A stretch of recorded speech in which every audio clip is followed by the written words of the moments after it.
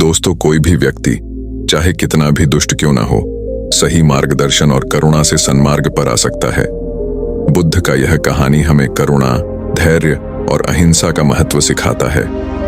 दोस्तों, प्रेम और करुणा से किसी भी व्यक्ति या प्राणी का हृदय बदला जा सकता है। दोस्तों, हमारे बाला इंस्पायर्ड वन ईस्ट चैनल पर आपका दिल से स्वागत है। दोस्तों, गौतम बुद्ध अपने शिष्यों के साथ एक छोटे से गांव में पहुंचे थे। गांव के लोग बुद्ध के आगमन से बहुत खुश थे और उनका स्वागत बड़े धूमधाम से किया। गांव के मुखिया ने बुद्ध से अनुरोध किया कि वे कुछ दिन गांव में रुकें और अपने प्रवचनों से गांव वासियों को लाभान्वित करें। गांव के पास एक घना और रहस्यमयी जंगल था। मुखिया ने बुद्ध से कहा, प्रभु, इस जंगल में एक बहुत सुंदर स्थान है जो ध्यान और साधना के लिए उपयुक्त है। कृपया वहां ध्यान करें और हमें भी अपने ज्ञान का प्रसाद दें। बुद्ध ने मुखिया की बात मान ली और अपने शिष्यों के साथ जंगल की ओर प्रस्थान किया। शिष्य उत्साहित थे क्योंकि वे एक नए और शांतिपूर्ण स्थान पर ध्यान करने जा रहे थे। जंगल में प्रवेश करते ही शिष्यों ने उसकी सुंदरता और शांति को महसूस किया। पक्षियों की चहचहाहट, पेड़ों की सरसराहट और ठंडी हवा ने वातावरण को और भी मनमोहक बना दिया था। लेकिन इस शांति के बीच कुछ शिष्यों के मन में एक अनजाना डर भी था। उन्होंने गांव वासियों से सुनी कहानियों को याद किया कि इस जंगल में एक भयानक राक्षस रहता है जो रात को जीवित प्राणियों का शिकार करता है। बुद्ध ने अपने शिष्यों की चिंताओं को भांपते हुए कहा, डर एक मानसिक अवस्था है। अगर हम अपने मन को शांत और स्थिर रखेंगे तो कोई भी बाहरी शक्ति हमें प्रभावित नहीं कर सकेगी। जंगल में तीसरी रात बहुत भयानक थी। पहले दिन और रात सामान्य थे, लेकिन तीसरी रात जब सभी शिष्य ध्यान में लीन थे, अचानक तेज हवाएं चलने लगीं। पेड़ों की शाखाएं एक दूसरे से टकरा रही थीं और एक अजीब सी गूंज पैदा हो रही थी। शिष्यों को ऐसा महसूस हुआ जैसे किसी ने जंगल की शांति को भंग कर दिया हो। अचानक एक दूर से चीखने की आवाज आई। सभी शिष्य डर से कांपने लगे और उन्होंने बुद्ध से जंगल छोड़ने का अनुरोध किया। बुद्ध ने अपने शिष्यों को शांत किया और कहा, यह केवल तुम्हारे मन का भ्रम है। ध्यान करो और अपने मन को स्थिर करो। चौथी रात आई जब सभी गहरी निद्रा में थे। एक विशाल काया जंगल में प्रकट हुई। उसकी आंखें आग की तरह जल रही थीं और उसका शरीर भयावह था। यह वही राक्षस था जिसके बारे में गांव के लोग कहते थे। उसने एक भयानक गर्जना की और बुद्ध के समीप आया। राक्षस की उपस्थिति से जंगल में एक अजीब सा सन्नाटा छा गया। सभी शिष्य भयभीत होकर उठ गए और बुद्ध की ओर देखने लगे।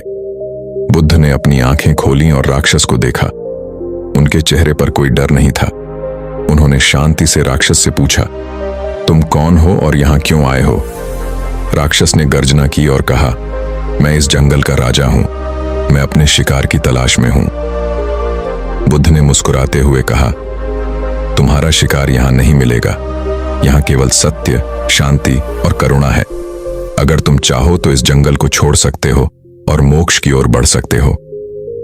बुद्ध की बातों ने राक्षस को कुछ समय के लिए चुप कर दिया। उसकी आंखों में एक अजीब सा परिवर्तन आने लगा। वह समझ गया कि बुद्ध के पास एक अनोखी शक्ति है जो उसे बदल सकती है। राक्षस ने अपने नुकीले दांत दिखाते हुए कहा, तुम्हें मुझसे डर नहीं लगता?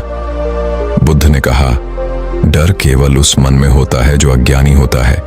मैं सत्य की खोज में हूं और मुझे किसी भी प्रकार का डर नहीं है। बुद्ध की बातें सुनकर राक्षस का मन बदलने लगा। उसने अपने भयानक रूप को छोड़ने का निश्चय किया और बुद्ध के चरणों में गिरकर कहा, मुझे क्षमा करें, मैं भटक गया था। आप मुझे सही मार्ग दिखाएं। बुद्ध ने उसे उठाया और कहा, सत्य की राह कभी भी देर से नहीं होती। तुम अपने बुरे कर्मों को छोड़कर सत्य और करुणा के मार्ग पर चलो। राक्षस ने अपना भयानक रूप छोड़ दिया और एक साधारण मानव का रूप धारण कर लिया। उसने बुद्ध के शिष्यों से माफी मांगी और उनके साथ रहने का आग्रह किया। बुद्ध ने उसे स्वीकार किया और उसे धर्म और करुणा का महत्व सिखाया। धीरे धीरे राक्षस का जीवन बदल गया और वह एक महान साधक बन गया। राक्षस के परिवर्तन के बाद जंगल की शांति लौट आई। सभी शिष्य और गांववासी बुद्ध के प्रति और भी श्रद्धालु हो गए। उन्होंने देखा कि कैसे बुद्ध की करुणा और सत्य की शक्ति ने एक भयानक राक्षस को भी बदल दिया। गांव के लोग बुद्ध का आभार व्यक्त करने आए और उन्होंने बुद्ध से आग्रह किया कि वे और कुछ दिन उनके बीच रहें और उन्हें धर्म का ज्ञान दें। दोस्तों, इस प्रकार गौतम बुद्ध की करुणा और सत्य की शक्ति ने एक राक्षस को बदल दिया और सभी को यह सिखाया कि किसी भी परिस्थिति में धैर्य और सत्य का मार्ग अपनाने से बड़े संकट का सामना किया जा सकता है। यह कहानी हमें यह भी सिखाती है कि परिवर्तन की शक्ति हर किसी में है, बस उसे सही दिशा और मार्गदर्शन की आवश्यकता है। बुद्ध ने अपने शिष्यों को धैर्य और सहनशीलता की शिक्षा दी, जिससे वे किसी भी कठिन परिस्थिति में स्थिर रह सकें। धैर्य और सहनशीलता हमारे जीवन में आने वाली कठिनाइयों का सामना करने के लिए महत्वपूर्ण है। हमें धैर्यपूर्वक और सहनशीलता से परिस्थितियों का सामना करना चाहिए। दोस्तों, यह कहानी केवल भय और साहस की नहीं है, बल्कि गहन आध्यात्मिक और नैतिक शिक्षाओं से परिपूर्ण है। गौतम बुद्ध की शिक्षाएं हमें जीवन में सच्चे मार्ग पर चलने, करुणा दिखाने और आत्म सुधार की प्रेरणा देती हैं। दोस्तों, हम आशा करते हैं कि आपको यह कहानी पसंद आई होगी, तो कमेंट करना ना भूलिए और चैनल को सब्सक्राइब जरूर कीजिए। ऐसी ही नई कहानी के लिए बने रहें हमारे साथ। धन्यवाद। नमो बुद्धाय।